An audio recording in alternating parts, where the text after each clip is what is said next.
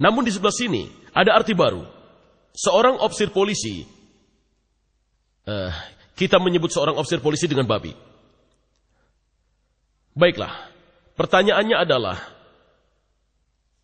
dalam Taurat dikatakan bahwa kamu tidak boleh makan babi.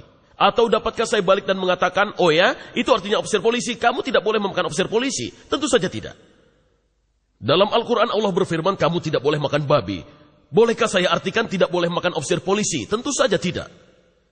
Itu salah, bodoh sekali, itu bohong sekali. Muhammad tidak bermaksud ofisir polisi, Musa tidak bermaksud ofisir polisi. Kita tidak boleh membuat arti baru. Kita harus menggunakan arti yang dikenal pada masa abad pertama Masehi untuk Injil dan juga abad pertama Hijriah untuk Al-Quran.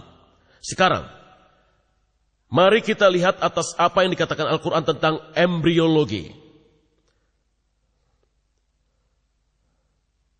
Oh maaf, salah ambil.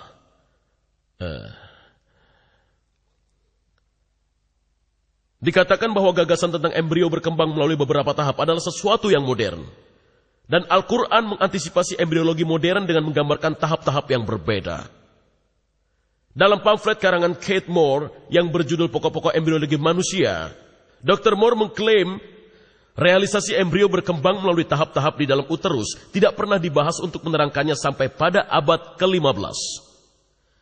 Kita akan menimbang klaim ini dengan mempertimbangkan arti kata-kata Arab yang digunakan Al-Quran. Dan kedua, dengan menguji situasi sejarah yang mengarah dan mengelilingi Al-Quran. Kita akan mulai dengan melihat pada kata utama yang digunakan, yaitu kata alaqah, ayat-ayat utama. Kata Arab alaqah pada tunggal atau alaq sebagai bentuk jamaknya digunakan 6 kali. Pada surat Kebangkitan Al-Qiyamah 75:35-39 kita baca, bukankah dia dahulu setetes mani yang ditumpahkan, kemudian ia menjadi alaqah, dan Tuhan menjadikan daripadanya sepasang laki-laki dan perempuan. Dalam surat orang yang beriman, Al-Mu'min 46:7 dikatakan, dialah yang menciptakan kamu dari debu.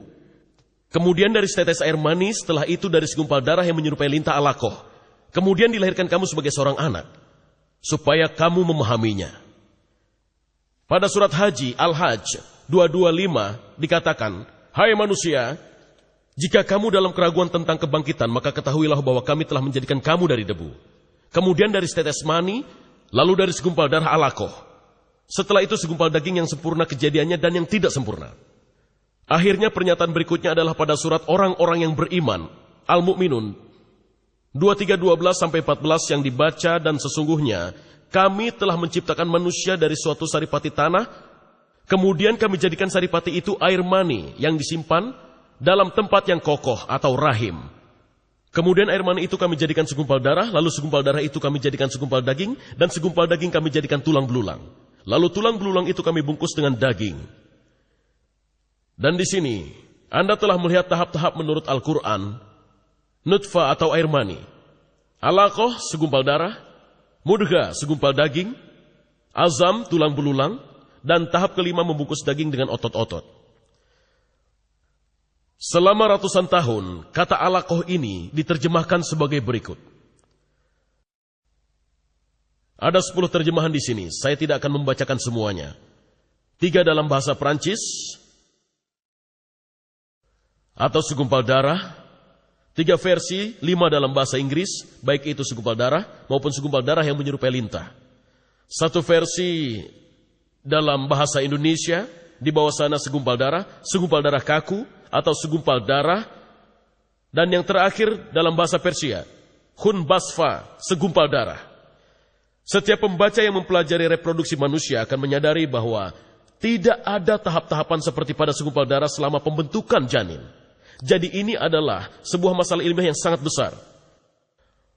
Pada kamus, ia adalah sebuah kata dari arti alaqah. Pada kata tunggal feminin ini adalah segumpal darah dan lintah. Dan di Afrika Utara kedua arti ini masih digunakan. Beberapa pasien mendatangi saya untuk meminta agar saya memindahkan segumpal darah yang ada pada tenggorokan mereka. Dan beberapa wanita datang pada saya dan mengatakan bahwa mereka tidak kunjung datang bulan. Ketika saya jawab, maaf, saya tidak dapat memberi Anda obat untuk menyebabkan datang bulan karena saya yakin Anda mengandung. Mereka akan mengatakan, Mazaltem masih berupa darah.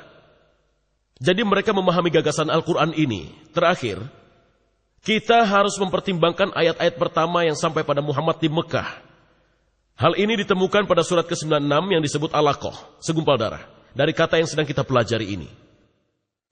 Pada 96:12 kita baca, bacalah dengan menyebut nama Tuhanmu yang menciptakan manusia dari alaq. Di sini kata tersebut dalam bentuk kolektif. Bentuk kata tersebut dapat memiliki arti lain, karena alaq juga berasal dari kata benda verbal dari kata alaqah.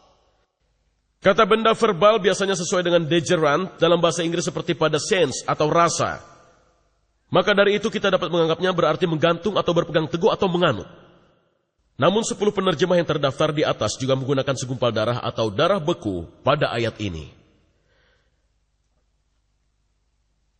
Di samping jumlah dan kualifikasi para penerjemah yang menggunakan kata segumpal darah, seorang dokter asal Prancis, yaitu Maurice Bucaille, mempunyai kata yang tajam untuk mereka.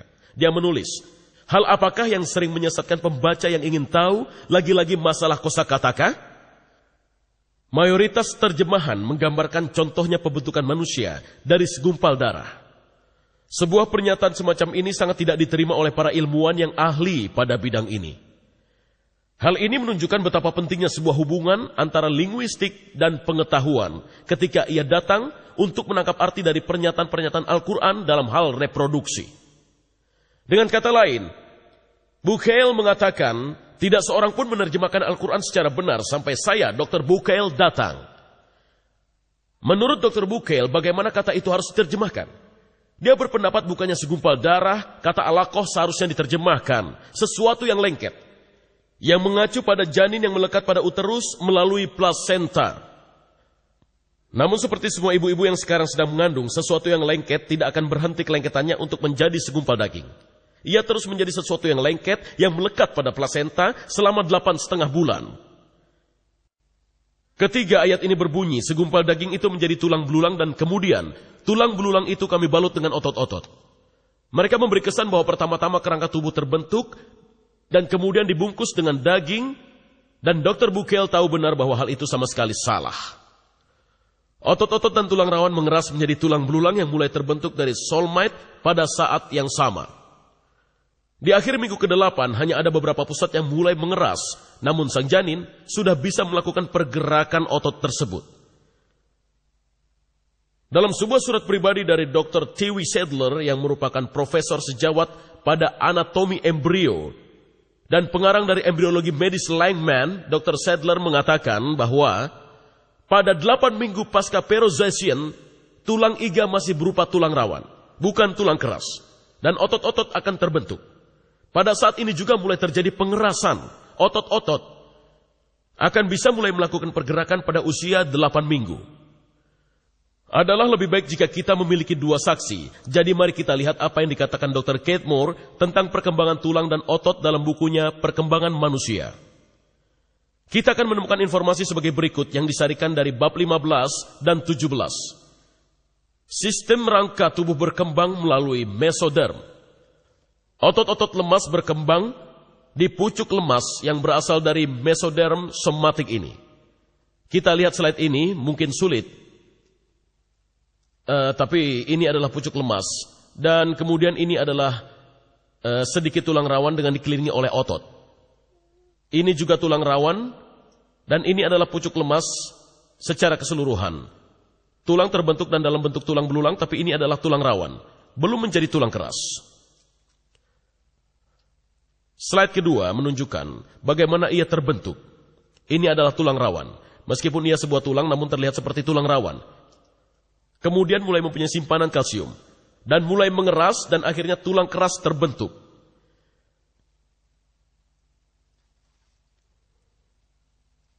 Karena sumsum tulang telah terbentuk, saya ingin kembali ke sini.